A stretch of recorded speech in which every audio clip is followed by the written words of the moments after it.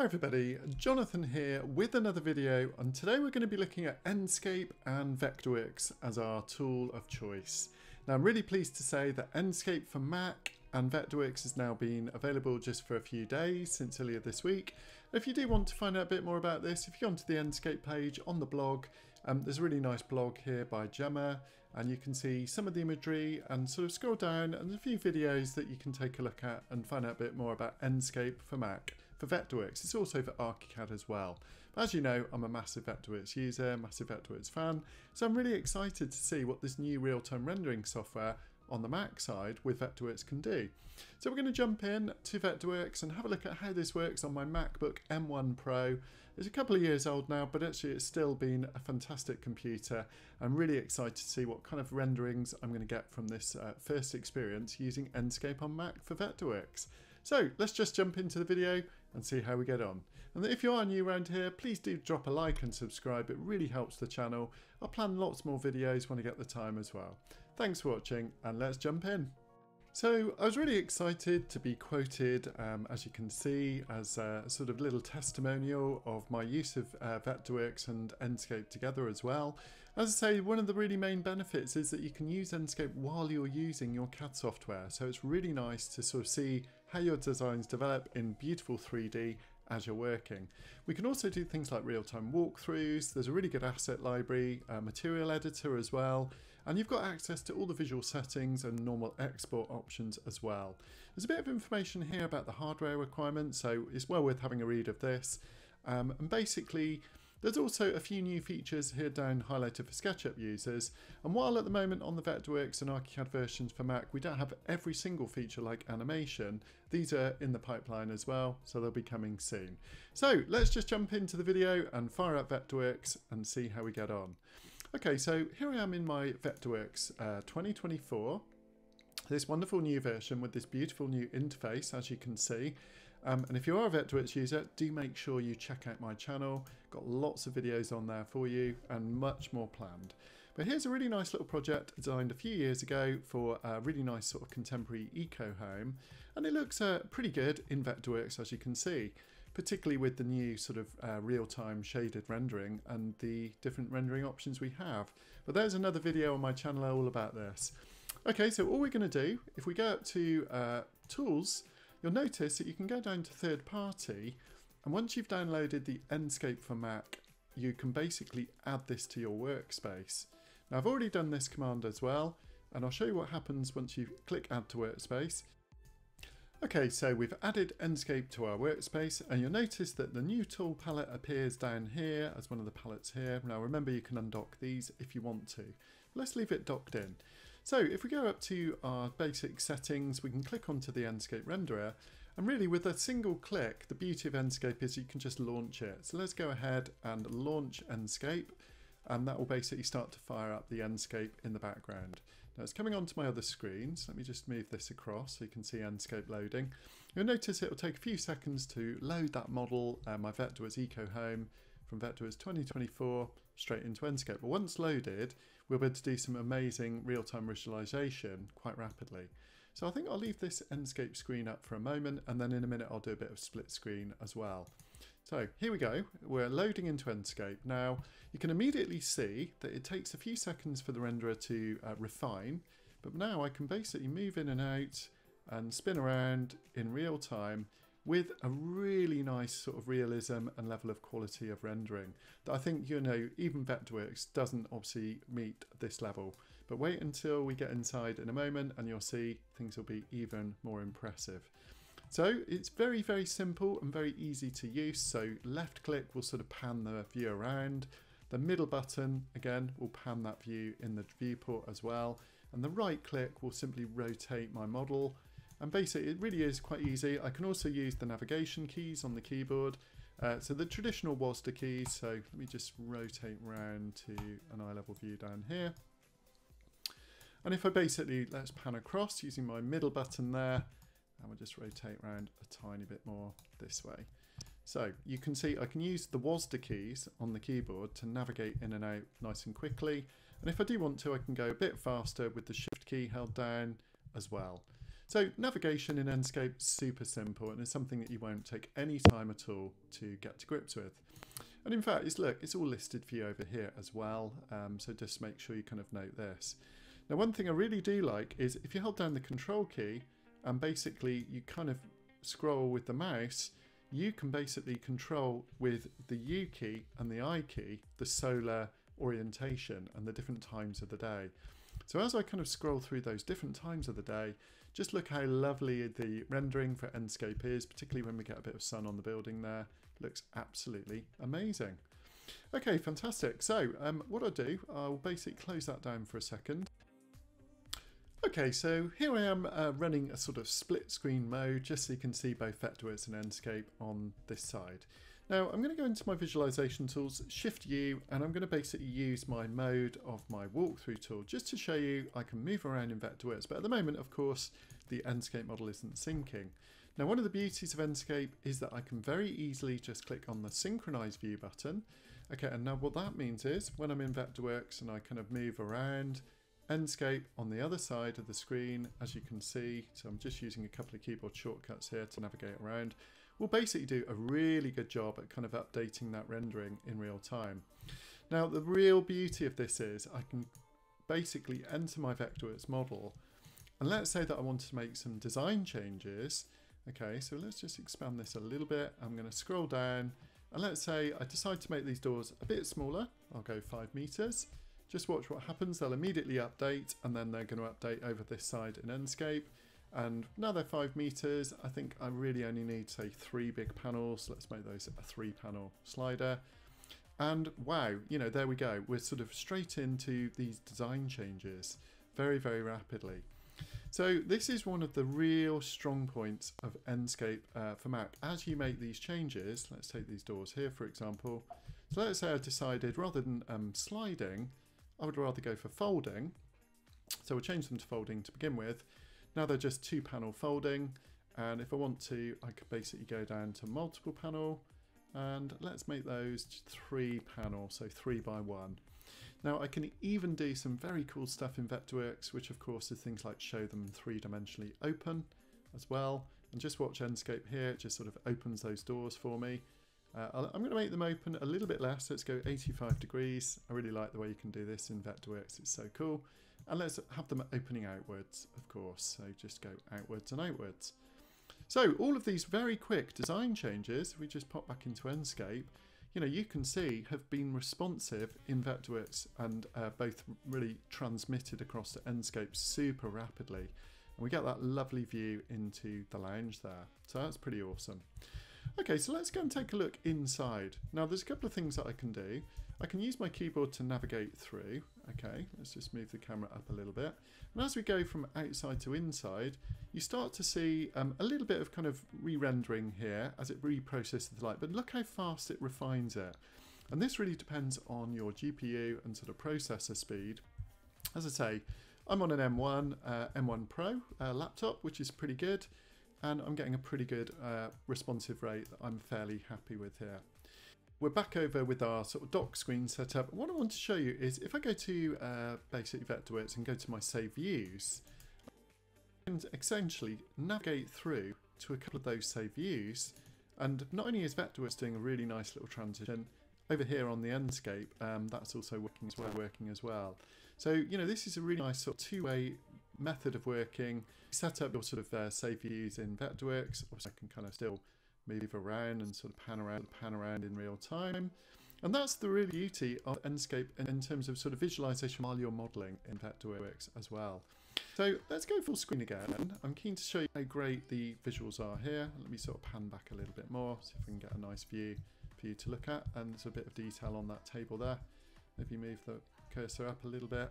And there we go. It's looking really nice, to be honest. Okay, fantastic. So I want to use the U key and the I key to scroll through the lighting of the different times of day. So here we are in sort of night time. Let's kind of scroll through. You can see the sky moving outside. Suddenly that sunlight sort of begins to penetrate into the model. And as I say, give it a few seconds and the refinement will kick in. Okay, so what we can do, we can go up to our visual settings and we can take a look at these for a moment. So one of the lovely things with Enscape is also really like the way you can kind of like, if you want to go make it a little bit more sketch-like, you can put some outlines on, and this is quite nice. It just makes it look a bit more conceptual at early stages. Okay, so the outlines look really, really good. They also look particularly good if you combine them with sort of white card rendering mode.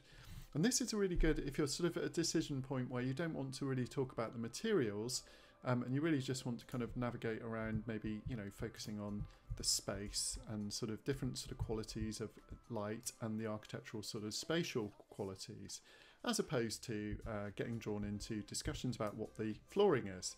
So definitely something that's really, really nice to do.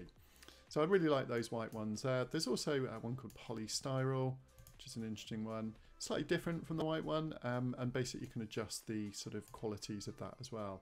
But it actually looks really good without the outlines on as well, once it's actually refined and rendered out. So the white card model from Enscape, absolutely superb and very, very nice to do, particularly external and internal ones as well. The final view here is called light view. And when you click this one, it's really interesting because what it does is shows you the light in the model, and the sort of temperature of the lux, if you like, is indicating the amount of light. So when I use my U key and my I key, let's just click back into Enscape here and just sort of scroll through those different times of the day, you can see the light values penetrating into the model and really get a bit of an idea of, you know, whether you need some solar shading on a particular area for sort of particular orientations and times of the day. So actually, although it looks a bit strange, it's actually very useful in terms of understanding what the light is doing at those different times. And you can see actually this design works pretty well, apart from this time when there's a bit of sun coming into the kitchen. But that's fine, I'm okay with that at that particular time. Okay, so that's the light view. Let's go back to the normal view. Now then, we've also got in the depth of field and exposure level. So exposure level is just a general sort of brightness or darkness exposure level, and that really, really helps. And depth of field, you will basically see, begins to sort of kick in. You can see a nice sort of blurring out of the background there. That looks quite easy to sort of slide in and get that nice blurring effect. So if I move over to this table, I think that will be quite sharp. And if I just change that depth of field a little bit, and just see it kind of focusing on the table and basically then gradually going out to the kitchen. You can also set an autofocal point, so you can actually kind of specify where the focal point is as well. And that's quite nice how it gives you a bit of an indication of where that might be. So when you kind of click the depth of field on, you can really see the effect of that depth of field kicking in. You will notice we've got a couple of quality sliders here. So if I go right down to draft quality, the benefit of that is when you're moving around and perhaps navigating, setting up views, it's super zippy and very, very smooth. You can see quality's still not bad. Go up to medium, just let it reload, and that, you know, will give you much, much nicer quality on the rendering. I tend to try and work in medium or high. If you've got like maybe an M2 Max or something, or an M1 Max, you might be able to try the ultra settings. Let's just try it. It kind of takes a little bit longer to refine the rendering, as you can see, and definitely as I try and move around, it just feels a little bit less responsive for me. So one of the other really nice features of Enscape is the view management actually works two ways. So if I open up the view management property, you'll see all of the views that I've got in my Vectorworks project. But if I want to set up a brand new view, let's say we're kind of looking around those nice doors from a slightly higher level view, just refine that view a little bit more, get down to the table there. That looks really, really cool. In fact, I've still got a bit of depth of field, I believe. So I'm just going to go into my visual settings. And let's turn off the depth of field. Let's get that right down so it's a bit crisper. Good. Okay, so I've saved those settings. Let's go and create a view here. Now you notice it will create the view. I really like the way you can adjust things like the azimuth and the light coming in. So that's super nice. So we can just a north angle and the altitude just to get that light coming in those beautiful doors there. That looks really, really cool. Yeah, let's go for it. And when I'm happy, you'll notice I can go and click create. And what happens is that view will actually be sent back to Vectorworks. So if I just go and minimize over to this side of the screen, you'll now see, if I click back into Vectorworks, I've actually got that Enscape view listed here. Let me just bring this across. So here is that Enscape view directly in Vectorworks as well. So really, really nice, the sort of two-way sort of friendliness of both Enscape and Vectorworks together. So that's a definite real bonus feature. Okay, so here we are in Vectorworks in my Ecohome side project, and all I've done here is basically referenced in my architectural model from the other file that we were looking at before with all the detail. So this lump of information is just a reference, and Vectorworks has a really nice way that you can reference in your files and split them up, and I use this a little bit sometimes to model the site in a different file. But as you can see, the site looks pretty good already in Vectorworks for sure. But let's have a look at how this looks in Enscape. So I've already launched Enscape, and let's just pop this over and maximize that screen. So wow, look at the quality that we're getting in Enscape already.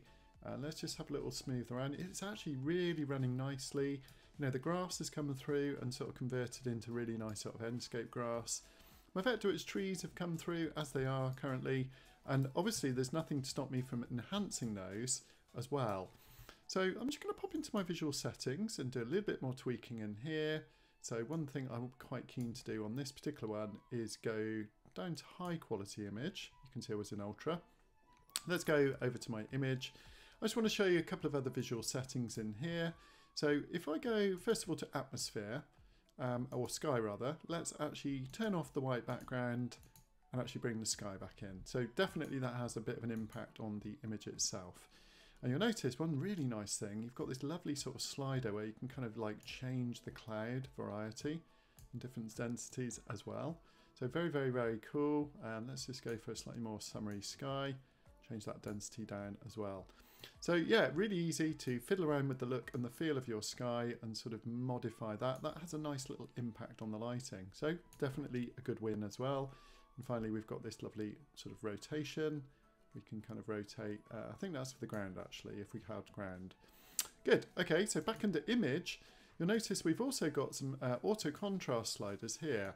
So you can kind of like just tone down or the brightness or things like the shadow intensity, just make those a bit brighter or darker. Very, very straightforward and easy. This is the kind of thing that you used to do in Photoshop all the time, but you know, took a lot longer. So often this sort of desaturated model is something that, you know, architects really like the look of.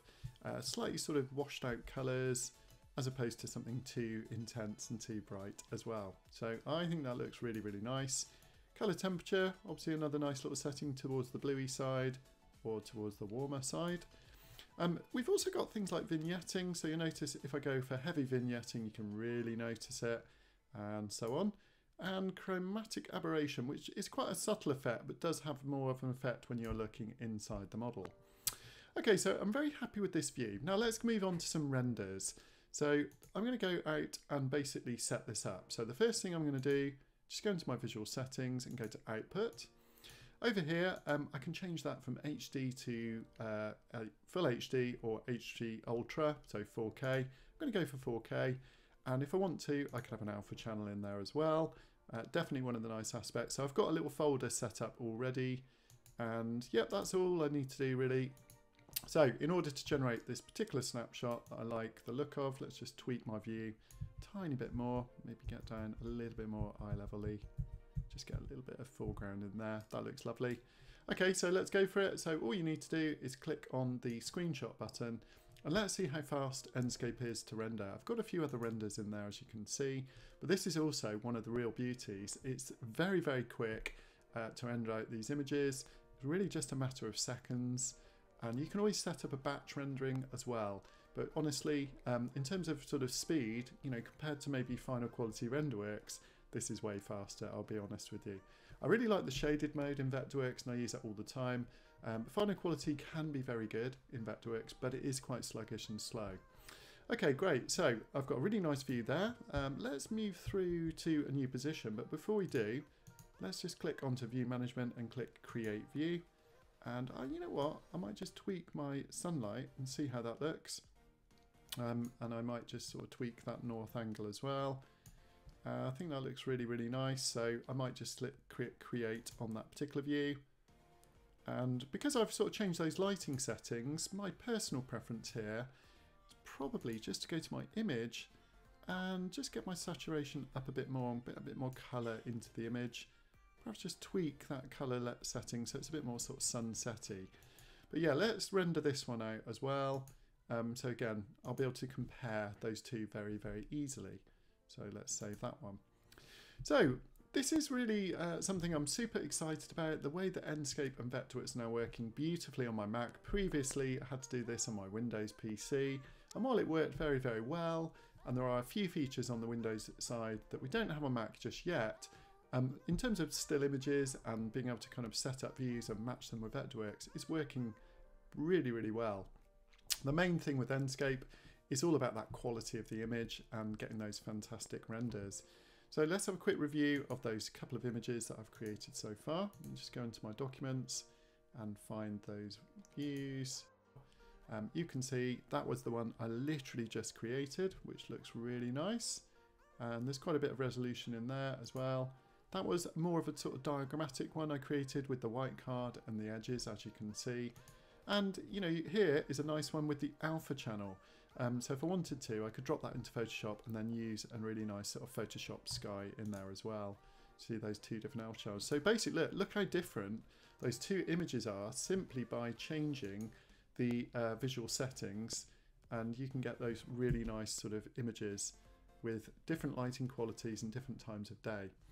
So if you like the look of what you're seeing in Enscape, please let me know. I'm an Enscape specialist reseller. I can teach Vectorworks, teach Enscape, and also I can supply that software for you if you're in the UK and Ireland.